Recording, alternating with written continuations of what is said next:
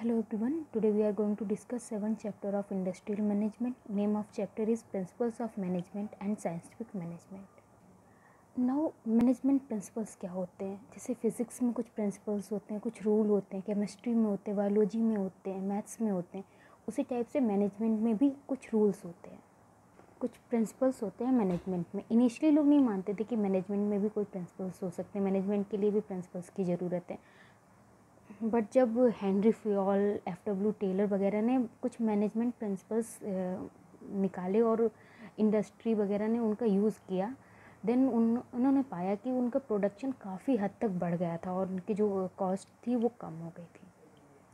What is a principle? Principle क्या होता है? A principle is a basic statement that provide understanding, guide thinking and action. Principle क्या होता है? कुछ स्टेटमेंट होते हैं जो हमें किसी की चीज़ के बारे में उसकी अच्छी से अंडरस्टैंडिंग में बताते हैं, हम उसके अच्छे से अंडरस्टैंड कर पाते हैं कि ये ऐसा क्यों हो रहा है। It is a management principle जो होता है is a basic element of management theory that help in predicting what would happen if the principles were applied. Management principles हमें बताते हैं कि अगर हम उनको लगाएंगे तो मैनेजमेंट में लगाएंगे तो हम प्रिडिक्ट कर सकते हैं कि ऐसा करेंगे तो हमें ये रिजल्ट मिलेगा। नाउ मैनेजमेंट थ्योरी क्या होती है?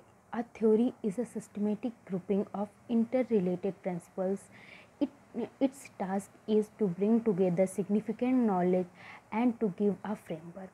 मैनेजमेंट थ्योरी में जो भी मैनेजमेंट के प्रिंसिपल्स हैं उनको हमने रखा है जो कि एक दूसरे से रिलेटेड है, एंड उसके हेल्प से हमने एक फ्रेमवर्क तैयार कर लिया, एक पूरे कोर्स तैयार कर लिया कि मैनेजमेंट के लिए।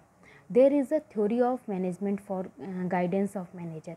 और जो मैनेजमेंट की थ्योरी हमने तैयार की वो जो हमारे मैनेजर्स होते हैं डिफरेंट डिफरेंट फॉर्म्स में, डिफरेंट डिफरेंट ऑर्गेनाइजेशंस में, वो उनके लिए काफ़ी हेल्पफुल होती है। जैसे इंजीनियर्स की पढ़ाई होती है, डॉक्टर्स की पढ़ाई होती है, उसी टाइप से मैनेजर्स के लिए भी पढ़ाई होती है, एक कोर्स होता है that come under theory of management. Now need for management theory and principles. हमें मैनेजमेंट थ्योरी और उनके प्रिंसिपल्स की ज़रूरत क्यों पड़ी?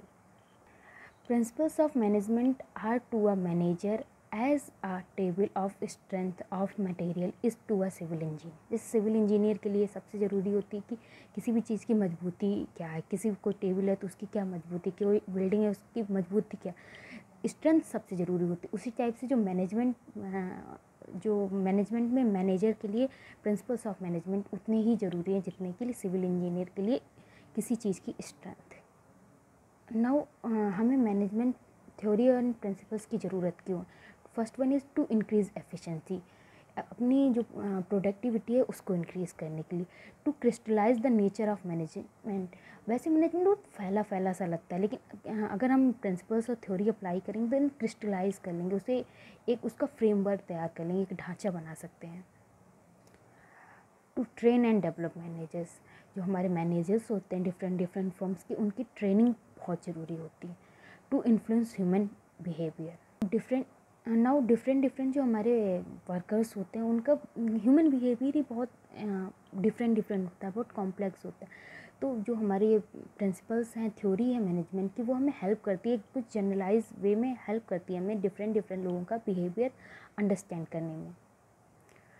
To improve research. हमें मैनेजमेंट पे रिसर्च करती रहनी चाहिए जिससे हम मैनेजमेंट थ्योरी, मैनेजमेंट प्रिंसिपल्स को और अच्छा कर सकें और ब्रॉड कर सकें।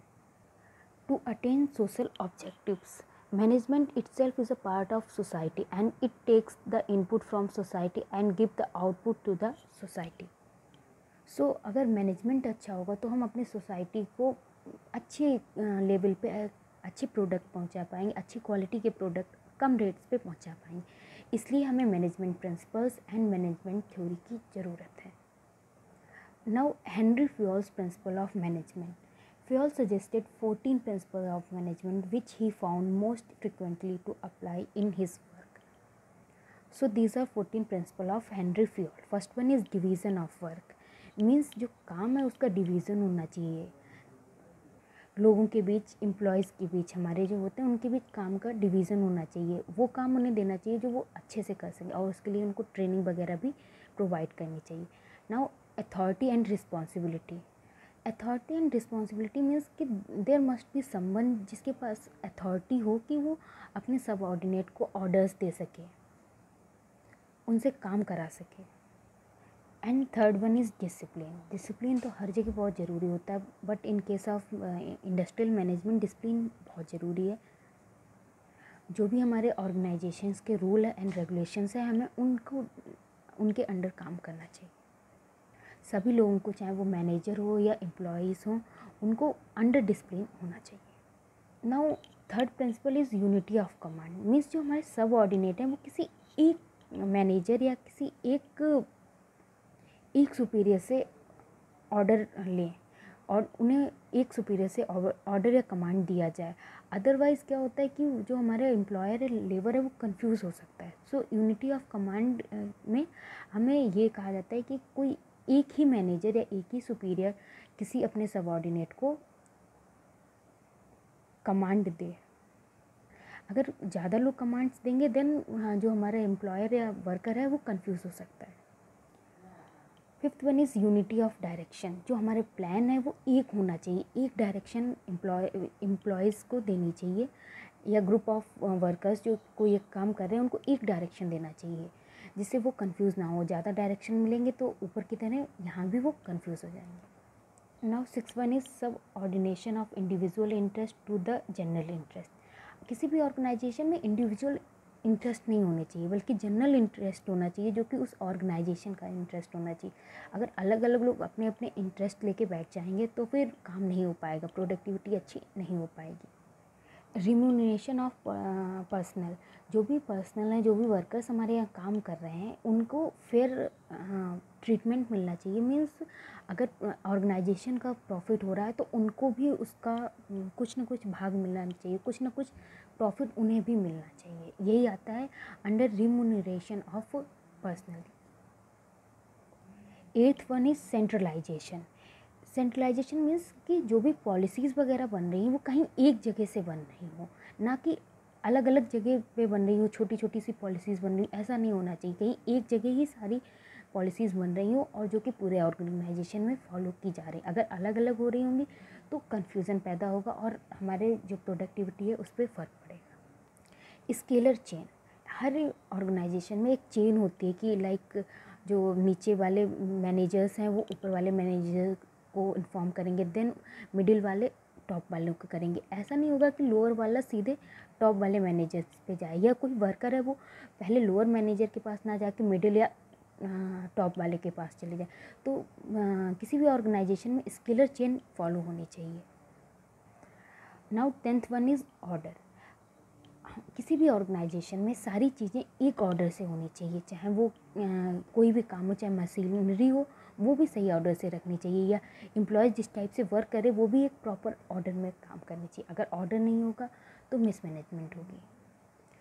इक्विटी मीन्स किसी भी ऑर्गेनाइजेशन में जो वर्कर्स या जो पर्सनल काम कर रहे हैं वो उनके साथ फेयर ट्रीटमेंट होना चाहिए, काइंडनेस होनी चाहिए।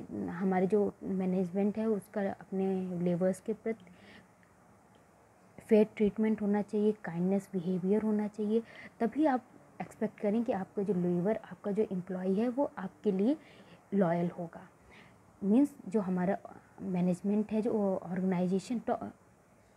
ऑर्गेनाइजेशन का टॉप मैनेजमेंट है, वो हमारे वर्कर के साथ अच्छा बिहेव करे, फेयर ट्रीटमेंट करे, देन ही वर्कर उसके लिए लॉयल होगा। Stability of tenure of personnels की जो टेन्योर होता है, यानी काम करने का जो पीरियड होता है वो फिक्स होना चाहिए। ये नहीं कि आपने आज एक मैनेजर लगाया, कल उसको निकाला, कल तीसरे मैनेजर को लगाया, या जो आपके वर्कर्स हैं उनको आप चेंज करते रहें। ये काम एक दिन किसी को काम दिया, 2 दिन की, ऐसा नहीं। एक फ़िक्स उनका टाइम इंटरवल होना चाहिए कि हाँ इतने के लिए तो काम करेंगे ही करेंगे। हाँ कुछ एक्सेप्शंस हो सकती हैं, but there must be a fix tenure. 13 one is initiative. हमारे वर्कर्स को, हमारे लोअर मैनेजर्स को, हमारे मिडिल मैनेजर्स को इतनी छूट होनी चाहिए कि वो अगर कोई प्रॉब्लम आए, कोई सिचुएशन आए तो उसमें कुछ इनिशिएट कर सके, कुछ अपने पास से भी फैसले कर सके एज द सिचुएशन। जो सिचुएशन उनके सामने है, ऐसा ना हो उसके लिए उन्हें बस कोई सिचुएशन आई, छोटी सी भी प्रॉब्लम आई, उसके लिए टॉप मैनेजमेंट के पास ही जाना, ऐसा नहीं होना चाहिए। कुछ थोड़ी सी छूट होनी चाहिए उन्हें इनिशिएट करने के लिए।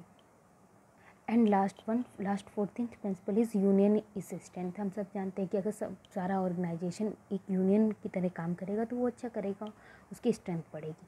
सो these are 14 principles of Henry Fayol. Next video में हम F.W. टेलर के साइंटिफिक मैनेजमेंट के बारे में पढ़ेंगे। Thank you.